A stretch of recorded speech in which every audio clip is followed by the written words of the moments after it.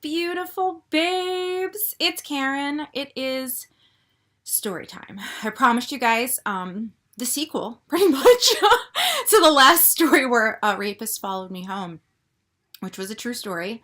And if you watched it,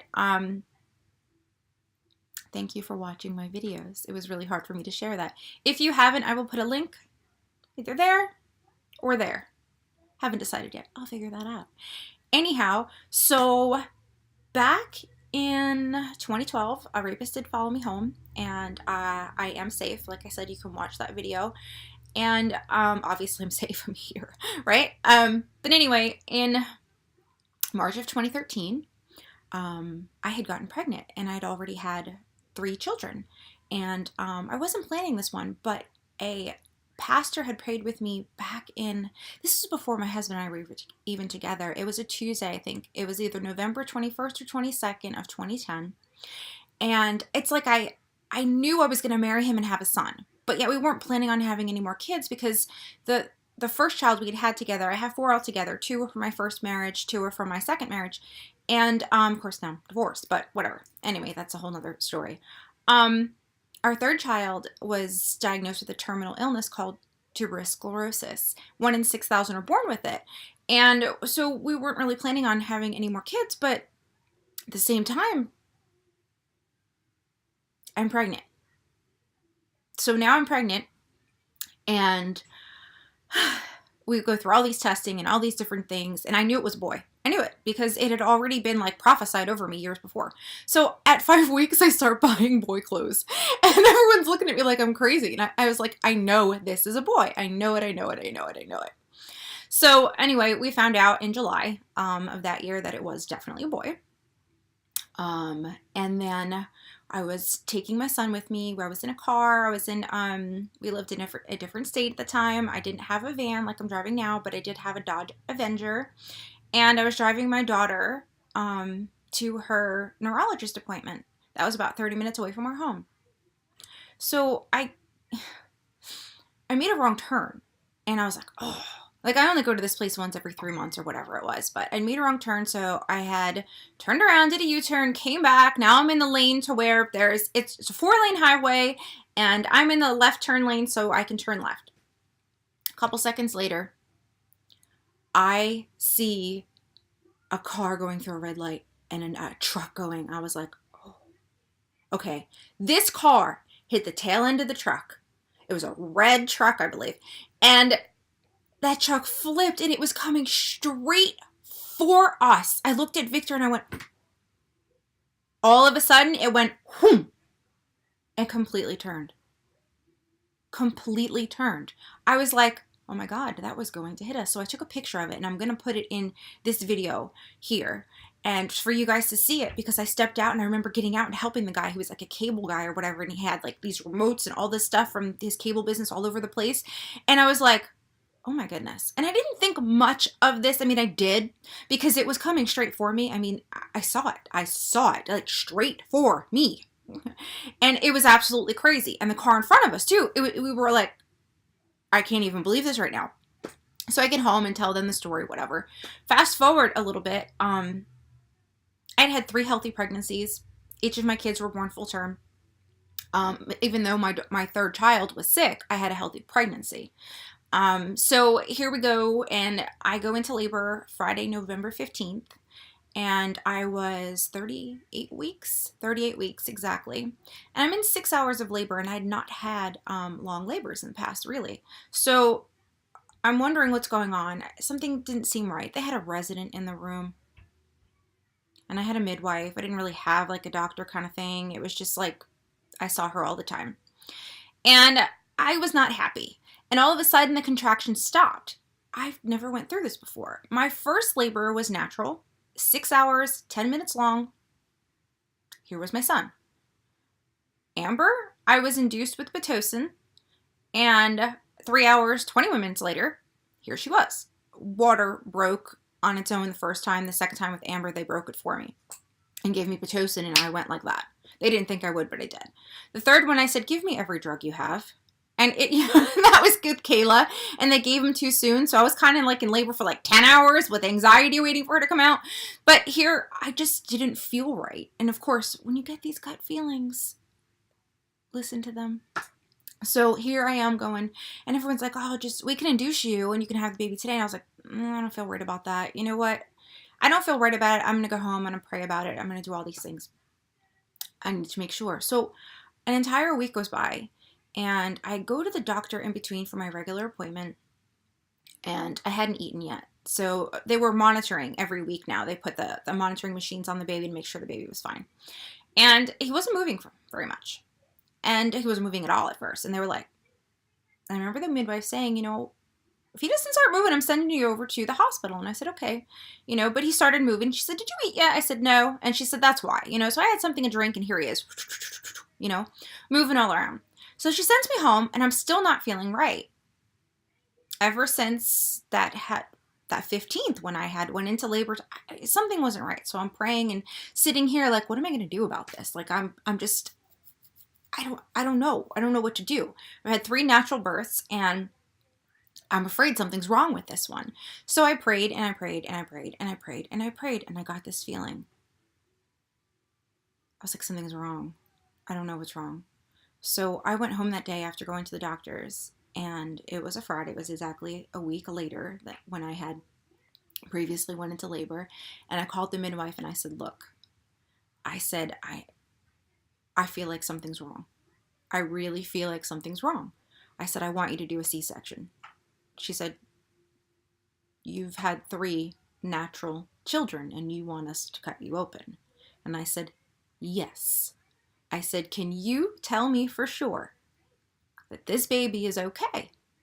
And she said, well, everything looked fine. I said, but I can't get rid of this feeling. I said, and I'm telling you, I really think something is wrong. I need to make sure that this baby's safe. So she says, all right, let me call you back. I've never met the doctor now, mind you. I would have just had a midwife, and I would have hopefully had a normal delivery, right? So they said, okay, they called me back, come in at 5 a.m. in the morning. I was like, so now I'm thinking, okay, so I tell my husband at the time, we're having a baby tomorrow. He was like, all right. So yes, I elected to have a C-section. And let me tell you how many times I try to talk myself out of this. As I'm walking into the hospital the next day, I was like, you know what? Maybe I'm wrong. I should just go home, wait this out. I'm 39 weeks, 2 more weeks. What's the big deal? Who knows? And then I was like, God, you've got to give me a sign. Please give me a sign. I need a sign. I need to know I'm doing the right thing, because I really want to turn around and walk away. I was petrified. I get into the room, and they're trying to do my IVs, and they've got like students and residents and everything. Collapse my veins. I almost vomit. I'm like, oh my God. The sweats, everything else, my stomach's rumbling. I'm not feeling good. I'm like I want to go home. Every room they put me in had like a 7 in the number. And I'm going, is that you? If that's you and I'm doing the right thing, let the next room be all 7s, please. Because I need confirmation that I'm doing the right thing, because I really want to go home right now. I was scared. I had never had an operation. I had got my gallbladder taken out, and that was bad enough. And here I'm going to have a baby taken out of my uterus. I was freaking out.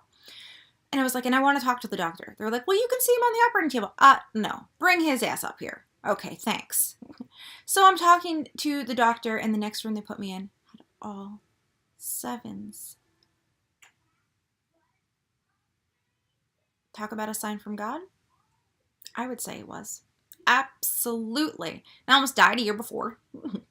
We know that. A rapist followed me home. And then I could have died. I definitely would have died if that truck would have hit us and the baby. And I can't even imagine. I don't even want to think about that. But I'm telling you this because I want you to know that God does send his angels looking out for you. And if you're not a spiritual person, I am. But I'm telling you, he's done the amazing things in my life.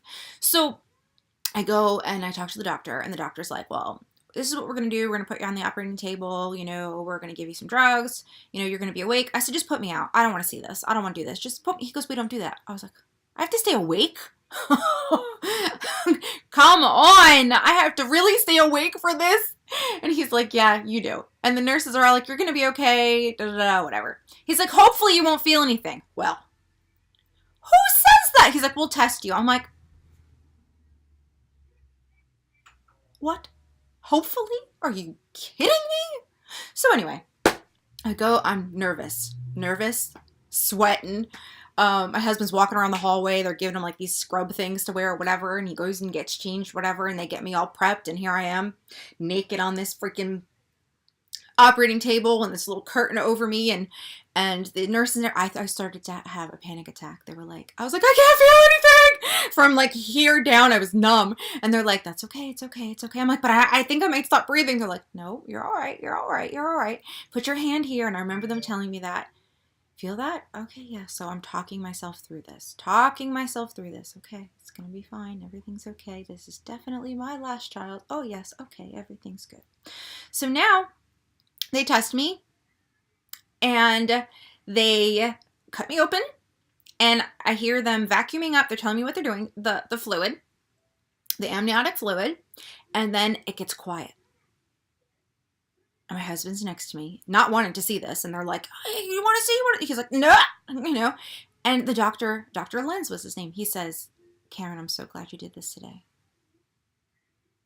He said, the baby has the cord wrapped around his neck twice, very tightly, and his arm once. He never would have made it through.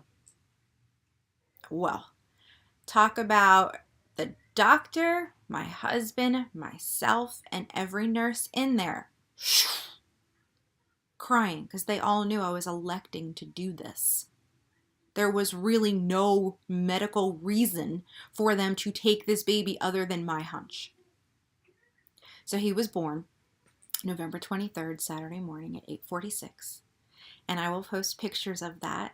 I was so very drugged and out of it. And that is the worst pain. Don't let them run out of pain medication. I'm telling you, I thought everything was going to fall out. It was horrible, the pain, but it was so worth it. So worth it. And the doctor did a really good job stitching me up. I was like worried about scars and all kinds of things. But I was more worried about my child. And you know what? He made it. So it feels to me like, almost like the devil tried to take me out a couple of times, you know, preventing me from having this child, you know, and it just, guess what? Our purpose is great in life. That is the reason we are still here. That is the reason I went through so much hell with a lot of things, with abuse, with other things over the years. And God now uses me as a counselor to help others. So I'm telling you this story because I have so many of them. And I want to encourage you that whatever it is that you're going through, it will pass. Even God's word says that. This too shall pass, you know? And even, like I said, if you don't believe in God and you are spiritual, you know, it doesn't hurt to pray. It doesn't hurt to ask God to show you things. Even if you don't believe in him, ask him to show him who you are, you know, see what happens and do it from a sincere heart, because that's how I did it. I didn't take anybody's word on any religion or anything like that. I believe in having a relationship with God and with Jesus. That is what I believe. Those are my beliefs. I am telling you, you need to figure this out for yourself. You need to put yourself, if you question any of that. But I can't leave God out of this because I really feel his hand was on it. So that's why I am sharing my beliefs with you. Because I have no objections or judging on anybody's beliefs about anything. You know, that's not me. But my final thoughts. Yes, go with your gut feeling. All of the time. There is a reason you went through a hardship, whether it's to help someone else or not. You can overcome it. I promise you can. And if you have not seen the other video, and I talk a little bit about domestic violence in one of the videos too and all of that, but this was just my miracle. My son, he's here. He almost died. If I wouldn't have listened to myself and elected to have my abdomen cut open, the baby wouldn't have been here. And that doctor confirmed that. So I have to tell you, go with your gut. I hope you enjoyed this story. It's 100% true. It's an amazing story. I tell it every year on his birthday, and people love it when I tell this story, so I'm hoping you loved it as much as I loved telling you that my baby boy's a miracle. I will see you all in my next video.